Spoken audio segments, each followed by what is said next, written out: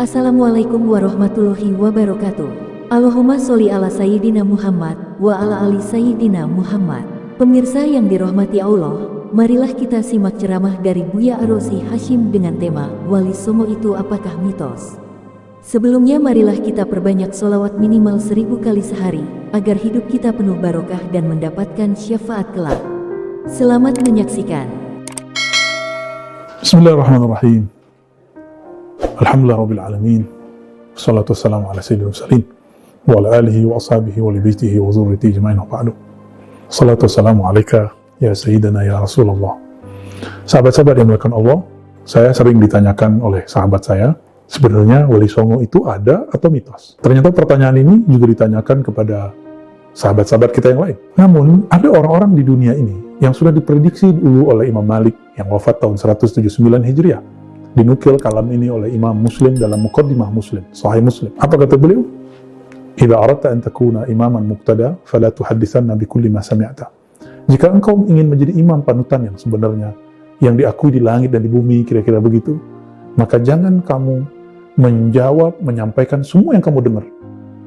Karena tidak semua yang kita dengar itu seperti yang sebenarnya. Ada orang terbiasa dengan tradisi keilmuan barat atau keilmuan ahli hadis di Arab, di Timur Tengah, bahkan di Asia Tengah, kita terbiasa mendengar satu ilmu, itu ilmu hadis, ilmu riwayah. Ilmu riwayah ini adalah ilmu yang babnya cuma satu, yaitu hawas atau hissi, yaitu empirik. Kalau tidak terdengar, tidak terlihat, tidak terbaca, tidak dapat ijazahnya, tidak bertemu gurunya, tidak semasa, maka ini tidak dianggap. Bagaimana dengan Wali Songo?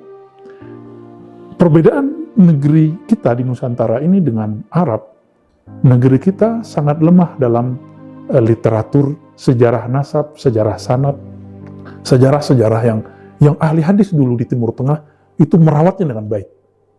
Maka sampai hari ini, nama-nama para ulama, tahun lahirnya, kapan wafatnya, kapan dia masuk ke suatu kota, itu ditulis apik oleh imam-imam kita. Imam Al-Khatib Al-Baghdadi menulis tarikh Baghdad, siapa saja yang masuk ke Baghdad, ulama siapa saja di Baghdad, itu ditulis. Tapi pada negeri kita yang kita cintai ini, tidak ada penulisan tarikh Jakarta, seperti dulu tarikh Baghdad. Tidak ada tarikh Jogja, kecuali dulu berporos pada istana-istana. Dulu orang menulis hanya di istana.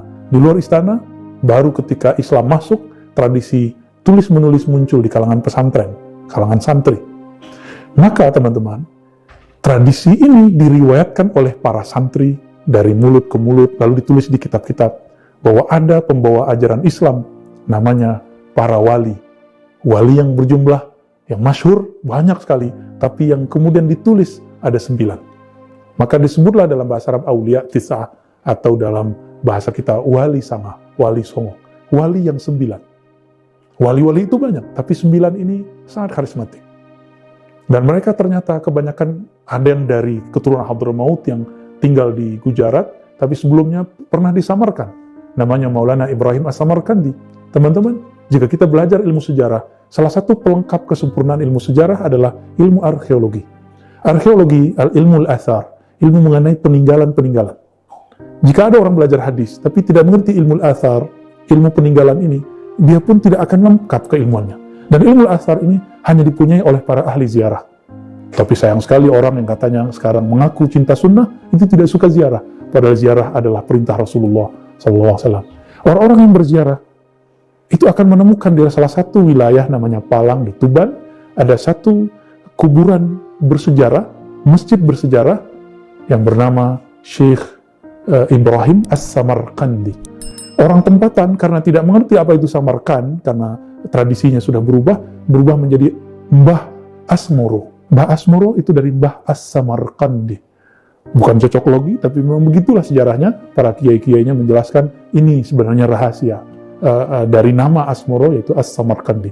Beliau melahirkan seorang ulama besar, menjadi pemimpin dan menjadi ulama karismatik di Surabaya yang kita sebut Ampel Denta, Sunan Ampel. Sunan Ampel punya anak, lahirlah namanya Sunan Bonang. Begitu juga dia punya anak yang sunan-sunan yang lain. Sunan Bonang punya murid namanya Sunan Kalijaga. Dan itu ditulis dalam kitab-kitab. Sanad-sanad keilmuan mereka. Maka pesantren-pesantren yang ada di Jawa hari ini, Jawa, Madura, hampir semuanya adalah keturunan dari para wali-wali itu.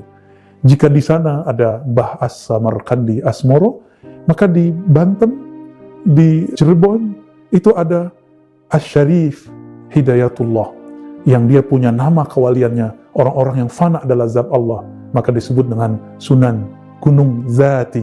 Tapi dalam lahjah lokal, bukan cocok logi, mereka tidak biasa menyebut kata zat, mereka menyebut zati dengan jati. Itu bukanlah pohon jati, itu adalah nama kewalian beliau.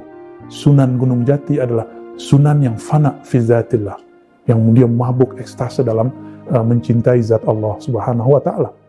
Beliau pun punya keturunan, melahirkan raja-raja di Cirebon, banyak sekali ya. Di sana ada kerajaan-kerajaan, ada yang kemudian cenderung kepada kerajaan pemerintahan, ada yang cenderung kepada pesantren-pesantren. Maka jangan heran jika kemudian beberapa tradisi pesantren itu mirip-mirip seperti di keraton-keraton. Santri-santri bersikap kepada kiai seperti kepada raja. Namun tradisi ini kemudian dibenarkan oleh sebagian kitab, misalnya Ta'limul Muta'alim dan lain-lain. Turun nanti ada yang ke Banten, ya, lahirlah nanti salah satu ulama karismatik, Maulana Syekh Nawawi Al-Bantani. Dari beliau nanti turun banyak ulama-ulama.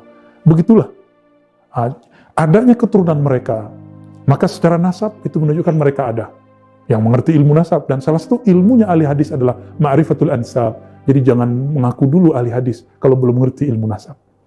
Dan yang kedua, tentang ilmu al-athar tadi, ilmu mengetahui tentang peninggalan sejarah. Jadi jika tidak ketemu dalam teks, di mana kita mencari? Kita kemudian mencari di peninggalan-peninggalan sejarah. Di sana tertulis angka.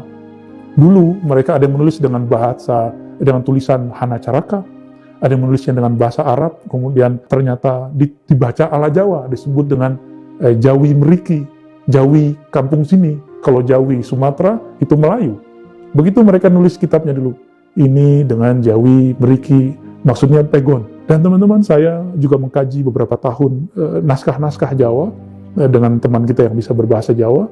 Ternyata memang ada keilmuan yang diwariskan dari sunan-sunan itu, wali-wali songo. Ini dari sisi pesantren, manuskripnya banyak. Kalau kurang percaya, datang saja ke bagian manuskrip yang ada di Perpustakaan Nasional, ya, atau teman-teman kita di bagian khazanah Islam yang ada di Kementerian Agama.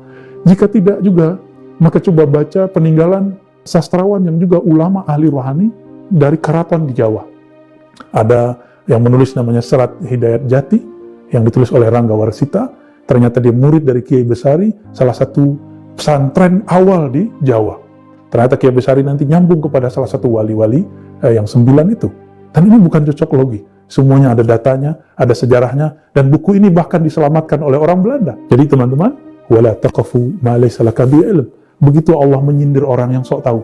Jangan engkau berpegang, berasumsi, menjawab sesuatu yang kamu tidak mengerti. Jika tidak tahu, katakan, oh saya tidak pernah mengerti, atau saya tidak mau mengerti, atau emang saya belum pernah mendengar persoalan wali songo. Uskut, ya, kul khairan aw liyasmut. Katakan diam, ya, atau kamu jawab dengan perkataan yang terbaik. Yang terbaik itu yang sesuai dengan keilmuan. Di atas langit ada langit lagi.